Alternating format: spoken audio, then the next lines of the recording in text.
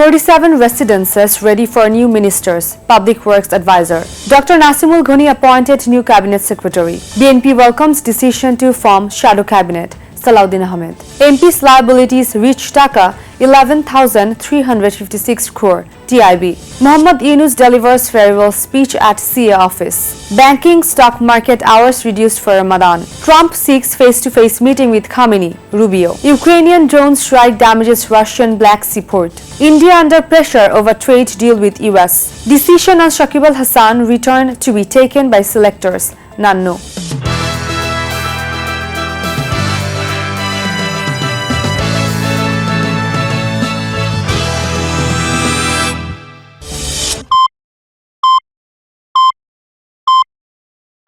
Hello viewers, this is 𝗞𝗲𝘆𝘄cie𝗿𝗱𝘀 and you are welcome to Daily Sun.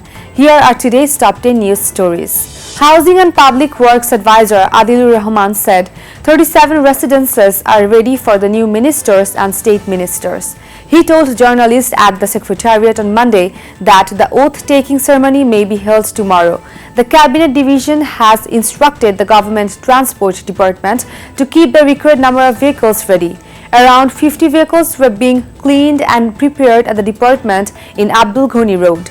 Some advisors have already returned their official cars and more vehicles than required are being kept ready. Dr. Nasimul Ghani, Senior Secretary of the Home Ministry, has been appointed Cabinet Secretary on a contractual basis. The Public Administration Ministry issued a notification on Monday. Earlier, the contract of former Cabinet Secretary Sheikh Abdul Rashid was cancelled and M. Sirajuddin Mia was given additional charge. Now, Dr. Ghani has officially taken over. BNP Standing Committee member Salahuddin Ahmed welcomed the move to form a shadow cabinet. Speaking in front of the BNP Gulshan office, he said the Election Commission has the mandate for national and presidential elections. With no Speaker and Deputy Speaker, the Chief Election Commissioner may administer MP's oath. However, he noted the CAC has no authority to swear in a Constitutional Reform Council unless the Constitution is amended. TIB reported that declared liabilities of MPs in the 13th Parliament total Dhaka 11,356 crore. The report was released at Midas Center in Dhanmondi on Monday. Liabilities rose steadily from Dhaka 1,107 crore in the 9th Parliament to Dhaka 10,392 crore in the 12th, reaching the highest in the 13th.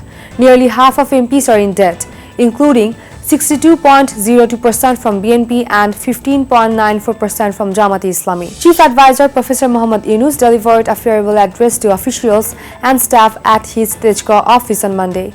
After the speech, he joined a photo session.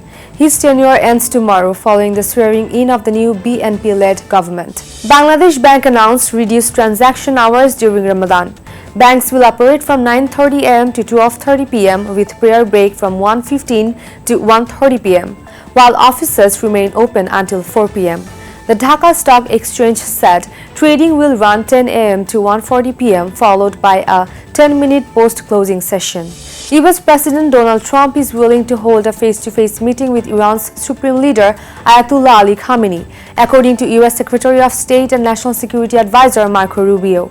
In an interview with Bloomberg, Rubio said interaction between nation-states is necessary and that he serves under a president who is open to meeting and talking with people without hesitation. Rubio also reiterated that Iran will never be allowed to become a nuclear-armed power, stressing that the US position on this issue has been clear from the beginning. A Ukrainian drone attack severely damaged Russia's Taman seaport in Krasnodar region, destroying oil storage, warehouses and terminals, and injuring 2 people. Additional drone strikes were reported in Sochi and Anapa, though no casualty details were confirmed. The port is vital for exporting oil, grain and coal. India faces criticism over a proposed trade deal with the US aimed at countering tariffs introduced by Donald Trump. Critics fear cheap US imports could hurt domestic producers, especially farmers. Details remain undisclosed, but an interim deal may be finalized by late March.